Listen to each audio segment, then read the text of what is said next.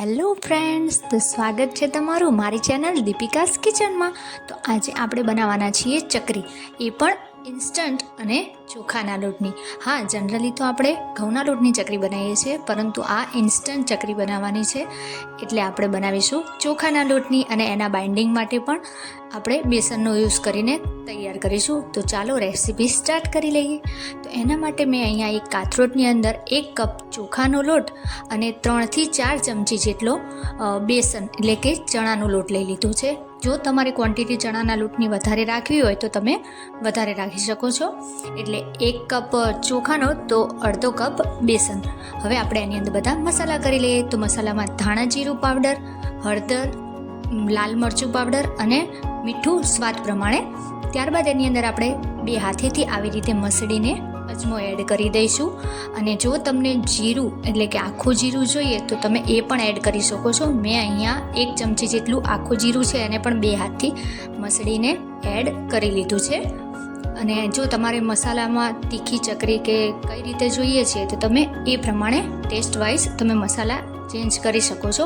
અહીંયા મેં 2 થી 2.5 ચમચી જેટલું તલ લઈ લીધા છે અને 3-4 ચમચી જેટલું તેલ એડ કરી લીધું છે. હવે આ બધાને આપણે સરસ રીતે લોટમાં મિક્સ કરી દઈએ. જે આપણે તેલ નાખ્યું છે તો એનું સરસ હાથમાં જ મુઠિયા વડે એટલે એ રીતનો આપણે લોટ રાખવાનો છે, પણ એને પહેલાં બધા મસાલા સાથે લોટને મિક્સ કરી લઈશું. તો અહીંયા આપણે સરસ બધા મસાલા સાથે લોટ એકદમ મોણ દેવાઈ ગયું છે અને એને તમે જોઈ શકો છો કે હાથમાં એકદમ સરસ મુઠિયા પણ વળી જાય છે. તો આવો આપણે લોટ તૈયાર કરવાનો છે. હવે જે પાણી લેવાનું છે એ આપણે સાદું પાણી નથી લેવાનું, મતલબ કે સાદું જ લેવાનું છે, પરંતુ એને નવશેકું પહેલાં ગરમ કરી લેવાનું છે. તો અહીંયા મેં અડધા કપ જેટલું ગરમ પાણી લીધું હતું, તો એ એડ કરીને આવી રીતે આપણે લોટ બાંધી લઈશું. પરંતુ જો તમને વધારે જરૂર પડે કે હા હજી મને પાણી જોઈશે, તો એના માટે આપણે જેમ પાણી લ્યો તો એ ગરમ કરીને એટલે કે હૂંફાળું પાણી લેવાનું છે, ન વધુ ગરમ કે ન વધુ ઠંડુ. હૂંફાળું પાણી લઈને આપણે એને લોટ બાંધીને રેડી કરી લેવાનો છે. લોટ વધારે કઠણ પણ નથી રાખવાનો અને નથી ઢીલો કરવાનો, મીડિયમ જ લોટ આપણો બાંધીને રેડી કરી લેવાનો છે. અને હા, વચ્ચે હવે મારી એક અરજી, તો પ્લીઝ જો તમે મારી વિડીયો ઉપર ફર્સ્ટ ટાઈમ આવ્યા હોય અને મારી ચેનલ પર પહેલી વાર આવ્યા હોય અને વિડીયો ફર્સ્ટ ટાઈમ જોતા હોય તો પ્લીઝ મારી ચેનલને સબસ્ક્રાઈબ કરો અને મારા નવા જ વિડીયોઝ જોવા માટે બેલ આઇકન જરૂર દબાવો, જે તમને નોટિફિકેશન તમારા ચેનલ ઉપર મળતી રહે. અને મારા વિડીયોઝને લાઈક જરૂર કરજો. તો હવે આપણો લોટ છે એ તમે જોઈ શકો છો, આ રીતે આપણે લોટ બાંધીને રેડી કરી લીધો છે. નથી એકદમ ઢીલો કે નથી એકદમ કઠણ. તો હવે આને આપણે ઢાંકીને એક બાજુ રહેવા દઈશું. ત્યાં સુધી આપણે જે મશીનમાં આ રીતનું મશીન લીધું છે, જે તમારી પાસે કોઈ પણ હોય, પિત્તળનું હોય કે સ્ટીલનું હોય તો પણ ચાલે. એની અંદર આવી સ્ટાર શેપની જે ચકરી આવે છે એ આપણે લઈ લીધી છે. હવે જે મશીન છે એને આપણે તેલ લઈને એને આવી રીતે તેલ આખા મશીનના અંદરના ભાગમાં લગાવી દઈશું, એટલે કે તરત આપણી જે લોટ છે એ સહેલાઈથી જે ચકરી છે એ પાડે. તો હવે આપણે જે ચકરી લીધા, જે આપણું આ મોલ્ડ લીધું છે એને પણ આપણે સરસ રીતે પ્લેટને પણ આપણે કરી લઈશું તેલવાળી. તો હવે આ મશીનને પણ આપણે બંધ કરી દઈએ. હવે આ મશીનની અંદર આપણે જે આપણો લોટ બાંધ્યો હતો એને પહેલાં સરસ રીતે ફરીથી મસળી લઈએ.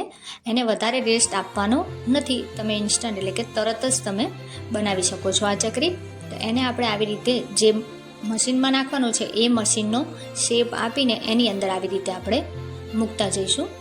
તમારે કેટલો લોટ છે તમે એ વાઇઝ આમાં કરી શકો છો. મેં જેટલો લોટ બાંધ્યો હતો એ બધો આ મશીનની અંદર આવી ગયો છે, એટલે કે જેટલા મશીનમાં જ પૂરેપૂરો મેં લોટ બાંધેલો હતો એ બધો મેં મશીનની અંદર આવી રીતે દબાવીને આપણે બધો લોટ આમાં ભરી લેવાનો છે.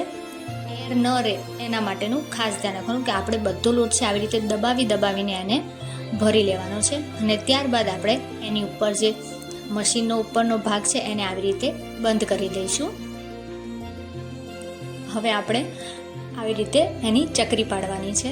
તો તમે જોઈ શકો છો કે કેવી સહેલાઈથી જ આવી રીતે ચકરી પડી જાય છે. પહેલાં મેં પાડી હતી એમાં છે ને થોડી નાની મોટી થઈ છે, પરંતુ આ હું તમને સ્પેશિયલ વિડીયો માટે બતાવું છું કે આવી રીતે મેં ચકરી તૈયાર કરી છે. જે નાની મોટી છે એ મારા બાબાએ છે એણે ટ્રાય કરવા માટે આવી રીતે ચકરી પાડી લીધી હતી.